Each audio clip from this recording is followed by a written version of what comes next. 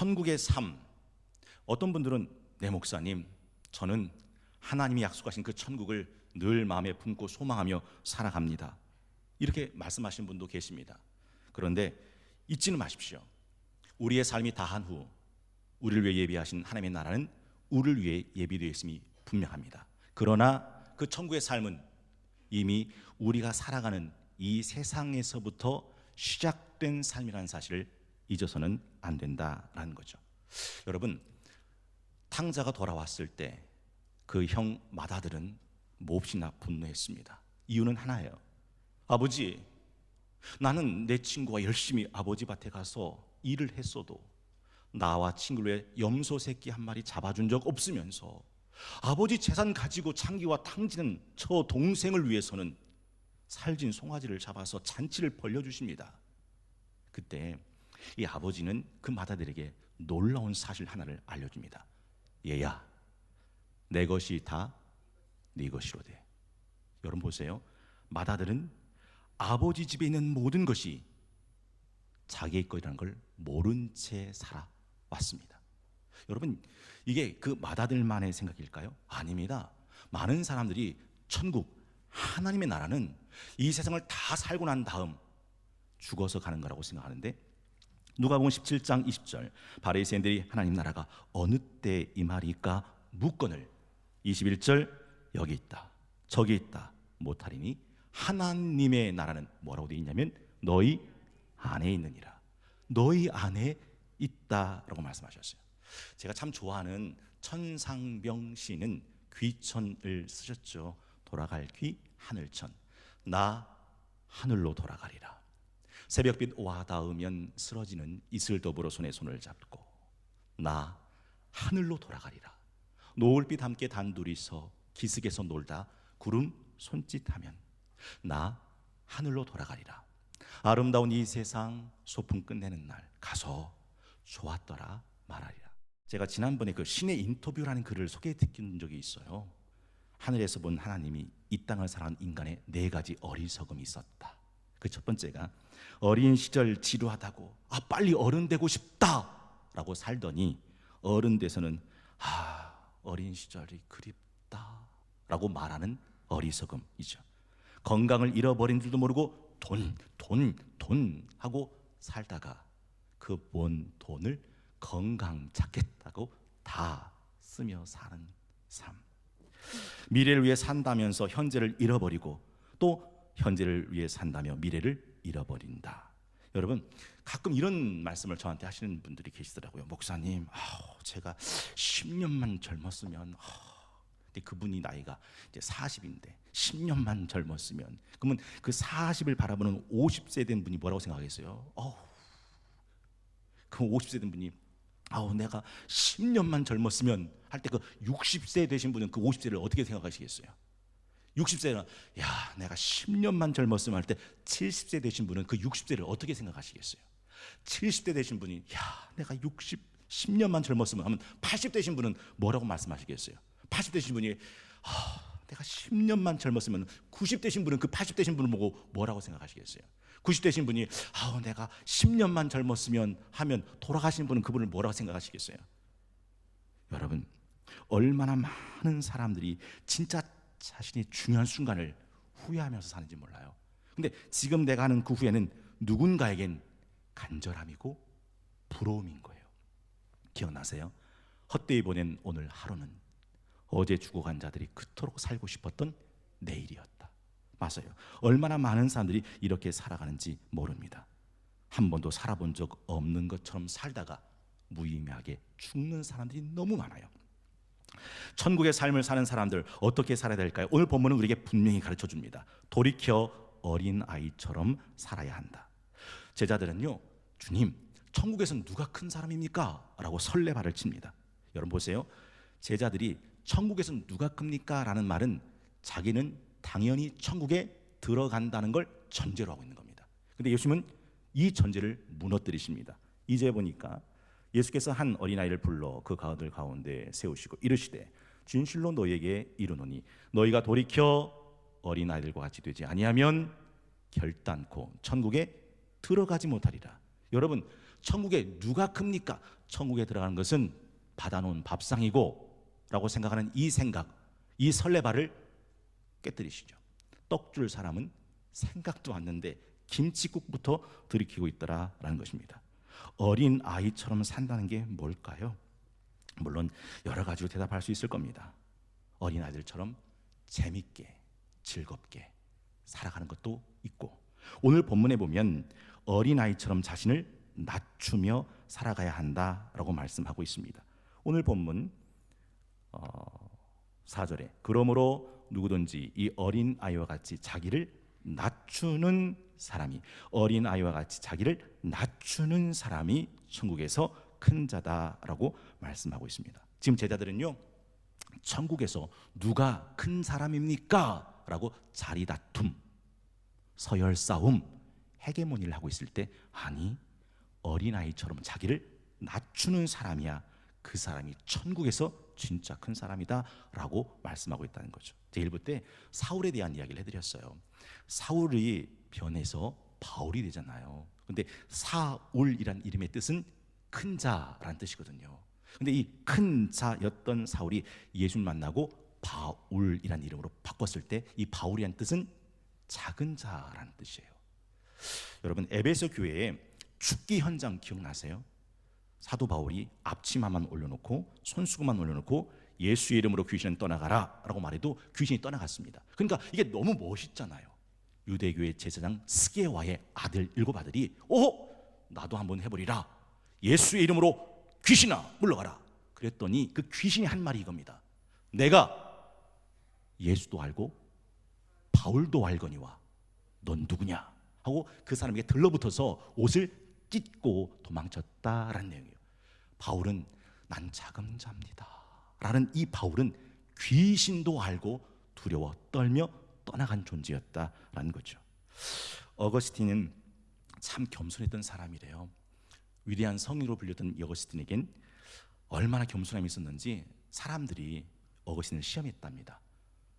선생님, 그래도 저 길바닥에 술 마시고 노름하고 매춘하고 그 행악하는 사람들보다 어거스틴 당신은 훌륭한 사람 아닙니까? 라고 말을 한 거죠. 그때 어거스틴은 아닙니다. 나는 저들보다 절대 나은 사람이 아닙니다. 근데 이 말을 사람들은 위선이라고 생각했대요. 우리 보통 이런 거 있잖아요. 상다리 부러지게 차려놓고 난 다음에 꼭 하는 말이 뭐죠? 차린 건 없지만 많이 드세요. 사실 자기도 알아요, 상다리 부러지게 차렸다는 거. 그런데 말은 차린 건 없지만 겉과 속이 다른 말이죠. 이런 위선적인 겸손인 것처럼 생각했대요. 그런데 어거스틴은 이렇게 말했답니다. 아닙니다. 하나님이 내게 주신 은혜를 저 사람들에게 주셨다면 저 사람들은 나보다 훨씬 훌륭한 사람이 됐을 겁니다. 여러분, 한번 궁금해서 여쭤봅니다. 지금 내가 누리고 있는 것 있잖아요. 내 지위, 내 권력, 내 건강, 내 가정, 내 자녀, 내 직장, 내 재물. 만약 이런 것들을 다른 누군가에게 줬다면 그들은 어떻게 살았을까요? 맞아요. 그렇게 생각해 보면 나보다 낫지 않은 사람은 없다라는 것입니다. 무엇을 했다고 해도 그것이 내 자랑이 될 수 없어요. 내 공로가 될 수 없어요. 자기 의가 될 수 없어요. 내가 갖고 있는 이거 하나님이 저 사람한테 줬다면 내가 한 것보다 더 큰 걸 할 사람들이 많이 있기 때문에 그렇더라라는 것이죠. 여러분, 레미코는 늘 자기를 돌려요. 왜요? 시멘트가 굳어 고장나지 않기 위해서입니다. 오늘 본문에 보면 이런 말씀이 있죠. 네가 돌이켜 어린 아이들과 같이 되지 않으면 결단코 천국에 들어가지 못한다. 돌이키다라는 말은 내가 내 몸을 복종시키는 훈련과 노력과 연습을 말합니다. 여러분, 아무리 높고 존귀한 천사라 하더라도 자기를 높이려는 교만한 마음을 갖고 있으면 그 천사의 자리도, 그 천국도 결국은 잃어버리고 땅바닥에 추락하고 추방돼 버릴 수밖에 없죠. 이사야 14장 12절에 보면 여호와를 찬양했던 천사장 루시퍼 이야기가 나옵니다. 여러분, 천사의 영광스러움을 성경은 어떻게 묘사하는지 기억나시죠? 그런데 그 루시퍼가 어떻게 추락했는가? 너 아침의 아들 계명성이요, 어찌 그리 하늘에서 떨어졌으며 너 열국을 엎은 자여 어찌 그리 땅에 찍혔는가? 네가 네 마음에 이르기를 내가 하늘에 올라 하나님의 뭇별 위에 내 자리를 높이리라. 내가 북극 지폐 산 위에 앉으리라. 가장 높은 구름에 올라가서 지극히 높은 자와 같아지리라 하는도다. 그러나 이제 내가 수월이 뭐예요?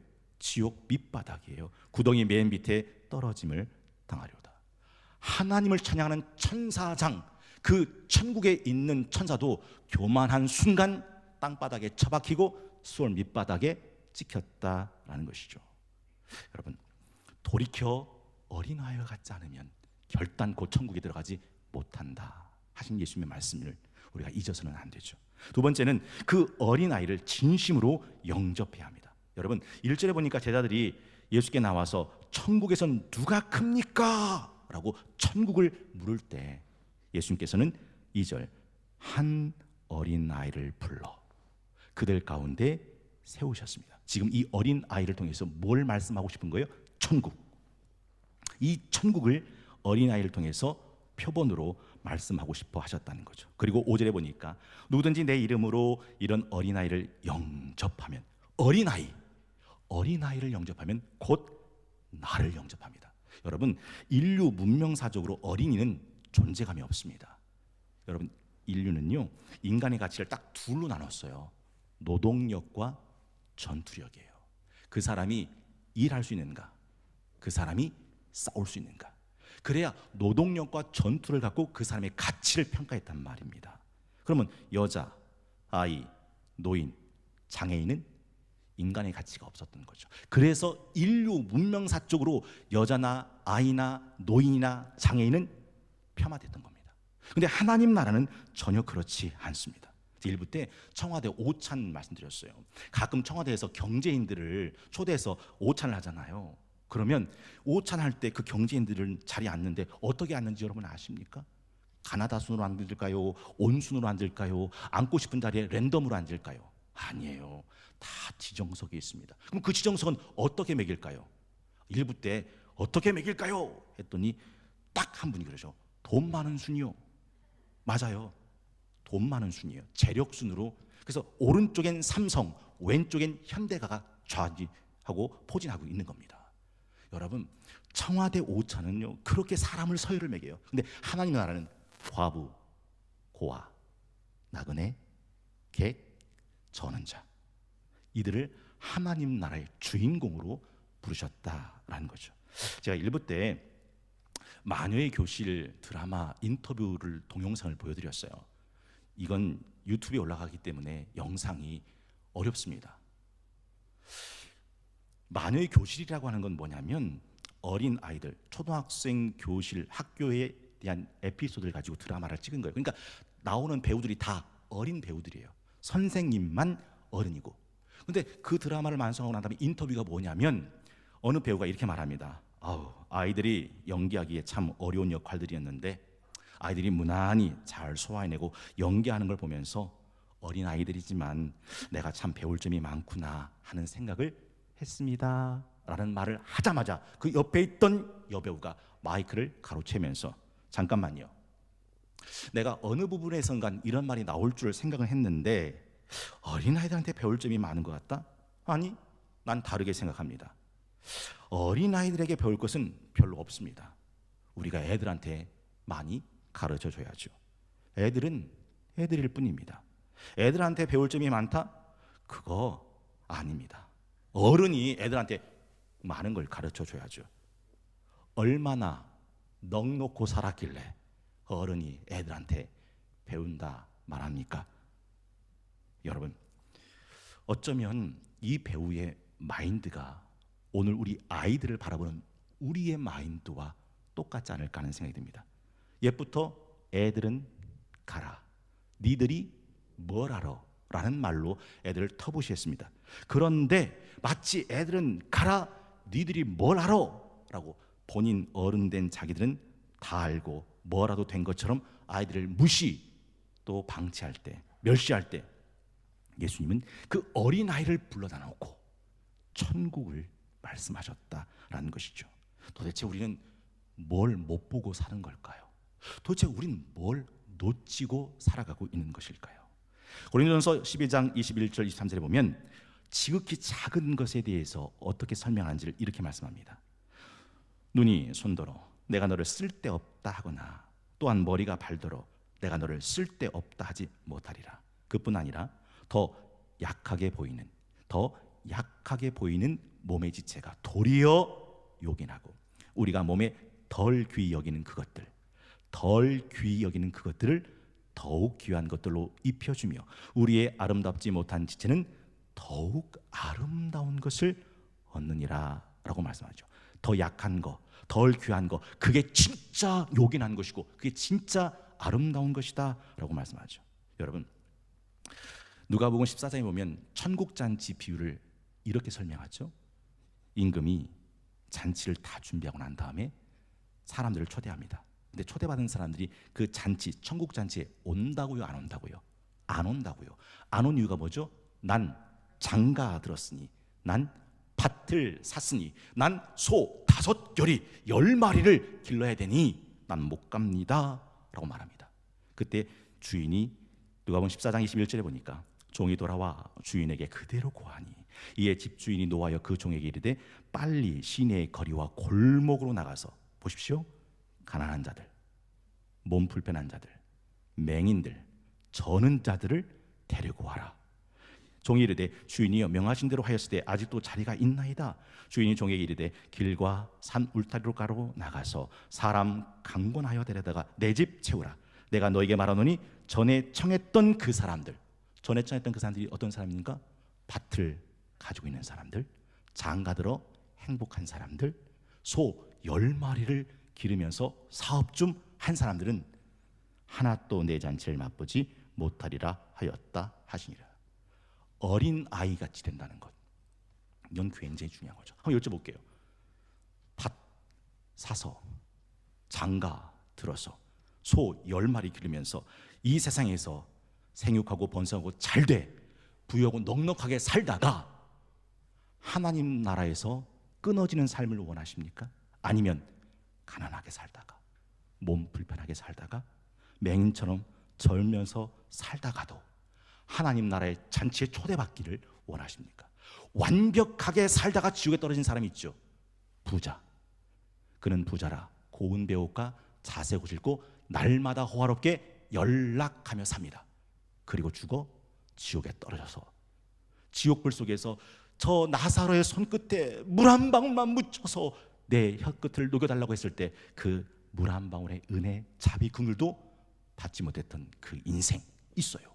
그런데 거지 나사로는 평생을 가난하게 헐벗고 병들어 살다가 죽었는데 하나님의 품 안에 안겼더라라는 것이죠.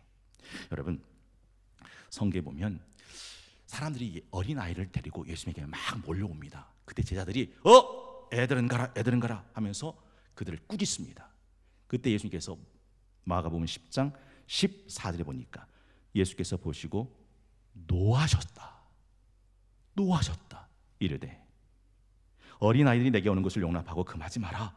하나님의 나라가 이런 자의 것이니라. 내가 진실로 너에게 이르노니 누구든지 하나님의 나라를 어린아이와 같이 받들지 않는 자는 결단코 그곳에 들어가지 못하리라 하시고 그 어린아이들을 안고 그들 위해 안수하시고 축복하셨다. 천국은 누구 거라고요? 어린아이처럼 그 나라를 받드는 사람의 것이다. 이사야 58장 6절 11절에 보면 이런 말씀이 나와요. 내가 기뻐하는 그 음식 흉악의 결박 풀어주고 멍에의 줄을 끌어주고 압제당하는 자를 자유하게 해주고 모든 멍에를 꺾는 것이 아니겠냐. 또 줄인 자에게 내 양식을 나눠주고 유리하는 빈민 내 집에 들여주고 헐벗은 자를 보면 입혀주고 또 내 고륙을 피해 스스로 숨지 아니하는 것이 아니겠냐. 네가 그렇게 하면 흉악의 결박도 풀어주고 멍에의 줄을 끌어주고 압제당한 자를 자유하게 해주고 멍에를 꺾어주고 줄인 자에게 양식 주고 유리한 자를 네 집에 들여주고 헐벗은 자에게 입혀주고 하면 8절 그렇게 하면 내 빛이 새벽까지 비칠 것이며 내 치유가 급속할 것이며 내 공의가 내 앞에 행하고 여호와의 영광이 내 뒤에 호위하리니 네가 부를 땐 나 여호와가 응답하겠고 네가 부르짖을 땐 내가 여기 있다 하리라. 만일 네가 너희 중에서 멍에와 손가락 들고 허망한 말을 제하여버리고 줄인 자 내 심정이 동하고 괴로워하는 자의 심정을 만족하게 해주면 내 빛이 흑암 중에서 떠올라 내 어둠의 낮과 같이 될 것이며 여호와가 너를 항상 인도하여 메마른 곳에서도 내 영혼 만족하게 하고 내 뼈 견고하게 하리니 너는 물된 동산 같겠고 물이 끊이지 않은 샘 같을 것이라. 흉악의 결박, 멍에의 줄, 업제돼가는 자, 줄인 자, 유리한 자, 헐벗은 자, 사회적으로 약한 자들을 네가 모른 채 하지 않고 그를 섬긴다면 너는 물된 동산 같다. 여러분 가슴에 달려있는 이 행복 웃음 버튼, 이건 수익금을 미혼모 가정 그리고 조선 가정, 전 조선 가정이 뭔지 몰랐는데 엄마 아빠 없이 할아버지 할머니 밑에서 자라는 아이들의 가정을 말한답니다. 힘들고 어렵지만 열심히 살아가는 그 가정들에게 전액 기금으로 전달됩니다. 그건 얼마나 엄청난 일인지 모르죠. 어린아이를 영접하는 것, 그건 예수님을 영접하는 것과 같다라고 말씀하셨습니다. 마지막 세 번째가 그 어린아이를 실족해 하지 말아야 한다라는 거죠. 6절에 보니까 누구든지 나를 믿는 이 작은 자 중 하나 실족하게 하면, 이 작은 자 중 하나 실족하게 하면 차라리 연자 맷돌이 그 목에 달려서 깊은 바다에 빠뜨려지는 것이 낫다. 그 어린아이 실족시키느니 차라리 목매달아 죽는 게 낫다라는 말이에요. 왜냐? 어린아이를 실족시키는 문제는 실족의 문제로 끝나는 게 아니라 그 영혼이 하나님의 나라에 들어가느냐 못 들어가느냐, 구원과 직결된 심각한 문제가 되기 때문에 그렇더라 하는 것이죠. 어린아이를 실족케 하는 거 굉장히 무서운 일입니다. 그래서 부모들에게 뭐라고 말씀하셨습니까? 내 자녀를 노엽게 하지 마라. 노엽게 하지 마라. 성령도 우리의 연약함을 도우시다니 우리가 마땅히 빌 바를 알지 못하나 우리를 위해 친히 간구하신다. 성령님도 내 연약함을 아시고 내 연약함을 도우신다고요. 그러면 우리도 연약한 자들을 위해서 돕는 자가 되어져야 한다라고 말씀하셨더라라는 사실이죠. 특별히 돌아오는 5월 8일은 58 성동가족 꽉 찬 주일입니다. 구역 가족들을 초대할 수 있는 절호의 찬스죠. 사실 그거 아세요? 한 번 안 하면 두 번 안 하게 되고, 두 번 안 하면 세 번 안 하게 되고, 세 번 안 하면 자주 안 하게 되는데, 자주 안 하면 전혀 못 하게 됩니다. 한 번 안 나오면 두 번 안 나오게 돼요. 두 번 안 나오면 세 번 안 나오게 됩니다. 세 번 안 나오면 자주 안 나오게 됩니다. 자주 안 나오다 보면 아예 못 나오게 되는 경우가 있어요. 코로나가 3년 차를 지나가면서 나가야 되는데 하는데 3년이 지났어요. 이젠 나오고 싶어도 뻘쭘해서 나오기 힘든 분들이 계세요. 이때 사랑하는 구역원들이 58 성동가족 꽉 찬 줄이니까 우리 함께 가서 예배드립시다 라고 문자를 보내고 전화를 하고 초대를 한다면 못 이기는 척하고 나올 수 있는 기회가 되는 거죠. 또한 영혼이 아픈 손가락, 내 사랑하는 가족 중에 하나님이 구원받기로 작정된 가족이 있다면 바로 이때가 하나님의 구원의 때임을 기다리는 가족들도 있을 수 있다라는 거죠. 그래서 내일부터는 우리 송동교회가 전교인 특별 새벽 기도회를 진행하면서 그 이름을 위해서 함께 기도하는 시간을 가지려고 합니다. 여러분 그거 아세요? 매일 새벽 우유를 받아 마시는 사람보다 매일 새벽 우유를 배달하는 사람이 더 건강합니다. 누군가가 여러분을 위해서 기도한다면 여러분 참 행복한 사람들일 거예요. 그런데 여러분이 매일 누군가를 위해서 기도해주는 사람이라면 여러분은 그 사람보다 더 축복된 사람이 된다는 것이죠. 우리는 어린아이처럼 이 세상을 감사하고 감격하고 감탄하며 살아야 합니다. 우와! 그 어린아이의 동심처럼 한번 해볼까요? 함께 해보겠습니다. 우와! 우와! 한 번 연습하면 두 번 연습하게 되고, 두 번 연습하면 세 번 연습하게 되고, 세 번 연습하면 자주 연습하게 되고, 자주 하다 보면 잘하게 되는 거거든요. 한 번 더. 우와! 우와!